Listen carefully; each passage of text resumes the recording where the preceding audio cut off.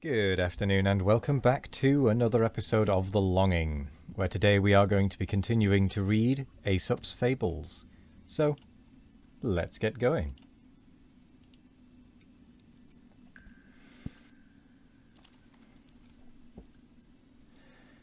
The Wolf and the Boy. A wolf who had just enjoyed a good meal and was in a playful mood caught sight of a boy lying flat upon the ground. And, realizing that he was trying to hide, and that it was fear of himself that made him do this, he went up to him and said, "Aha, I've found you, you see. But if you can say 3 things to me, the truth of which cannot be disputed, I will spare your life." The boy plucked up courage and thought for a moment, and then said, "First, it is a pity you saw me.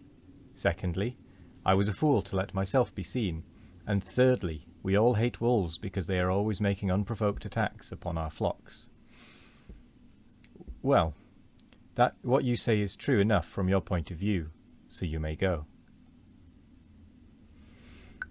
The Miller and his Son and their Ass. A miller, accompanied by his young son, was driving his ass to market in hopes of finding a purchaser for him. On the road they met a troop of girls, laughing and talking, who exclaimed, "Did you ever see such a pair of fools, to be trudging along the dusty road when they might be riding?" The miller thought there was sense in what they said, so he made his son mount the ass, and himself walked at the side. Presently they met some of his old cronies, who greeted them and said, "You'll spoil that son of yours, letting him ride while you toil along on foot. Make him walk, young lazybones.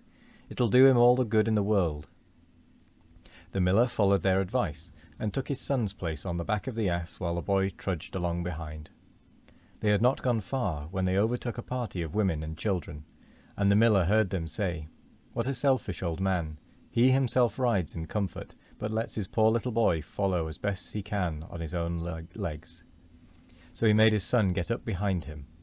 Further along the road they met some travellers, who asked the miller whether the ass he was riding was his own property, or a beast hired for the occasion. He replied that it was his own, and that he was taking it to market to sell. "Good heavens," said they, "with a load like that, the poor beast will be so exhausted by the time he gets there that no one will look at him. Why, you'd do better to carry him." "Anything to please you," said the old man. "We can but try."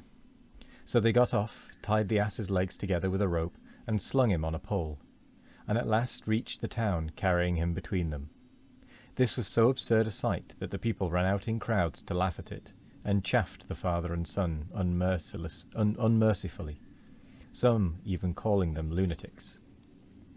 They had then got to a bridge over the river, where the ass, frightened by the noise and his unusual situation, kicked and struggled till he broke the ropes that bound him, and fell into the water and was drowned. Whereupon the unfortunate miller, vexed and ashamed, made the best of his way home again, convinced that in trying to please all he had pleased none, and had lost his ass into the bargain. The Stag and the Vine. A stag, pursued by the huntsman, concealed himself under cover of a thick vine. They lost track of him, and passed by his hiding place without being aware that he was anywhere near. Supposing all danger to be over, he presently began to browse on the leaves of the vine. The movement drew the attention of the returning huntsmen, and one of them, supposing some animal to be hidden there, shot an arrow at a venture into the foliage. The unlucky stag was pierced to the heart, and, as he expired, he said, "I deserve my fate, for my treachery in feeding upon the leaves of my protector." Ingratitude sometimes brings its own punishment. The Lamb chased by a wolf. A wolf was chasing a lamb, which took refuge in a temple. The wolf urged it to come out of the precincts, and said, "If you don't, the priest is sure to catch you and offer you up in sacrifice on the altar." To which the lamb replied, "Thanks, I think I'll stay where I am. I'd rather be sacrificed any day than eaten up by a wolf." The Archer and the Lion. An archer went up into the hills to get some sport with his bow, and all the animals fled at the sight of him, with the exception of the lion, who stayed behind and challenged him to a fight. But he shot an arrow at the lion and hit him, and said, "There, you see what my messenger can do? Just you wait a moment and I'll tackle you myself." The lion, however, when he felt the sting of the arrow, ran away as fast as his legs could carry him. A fox, who had seen it all happen, said to the lion, "Come, don't be a coward. Why don't you stay and show fight?" But the lion replied, "You won't get me to stay, not you. Why, when he sends a messenger like that before him, he must himself be a terrible fellow to deal with. Give a wide berth to those who can do damage at a distance." The Wolf and the Goat. A wolf caught sight of a goat browsing above him on the scanty herbage that grew on the top of a steep rock, and being unable to get at her, tried to induce her to come lower down. "You are risking your life up there, madam. Indeed you are," he called out. "Pray take my advice and come down here, where you will find plenty of better food." The goat turned a knowing eye upon him. "It's little you care whether I get good grass or bad," said she. "What you want is to eat me." The Sick Stag. A stag fell sick and lay in a clearing in the forest, too weak to move from the spot. When the news of his illness spread, a number of the other beasts came to inquire after his health, and they one and all nibbled a little of the grass that grew round the invalid, till at last there was not a blade within his reach. In a few days he began to mend, but was still too feeble to get up and go in search of fodder, and thus he perished miserably of hunger, owing to the thoughtlessness of his friends. The Ass and the Mule. A certain man who had an ass and a mule loaded them both up one day and set out upon a journey. So long as the road was fairly level, the ass got on very well, but by and by they came to a place among the hills where the road was very rough and steep, and the ass was at his last gasp. So he begged the mule to relieve him of a part of his load, but the mule refused. At last, from sheer weariness, the ass stumbled and fell down a steep place and was killed. The driver was in despair, but he did the best he could. He added the ass's load to the mule's, and he also flayed the ass and put his skin on top of the double load. The mule could only just manage the extra weight, and, as he staggered painfully along, he said to himself, "I have only got what I deserved. If I had been willing to help the ass at first, I should not now be carrying his load and his skin into the bargain." Brother and Sister.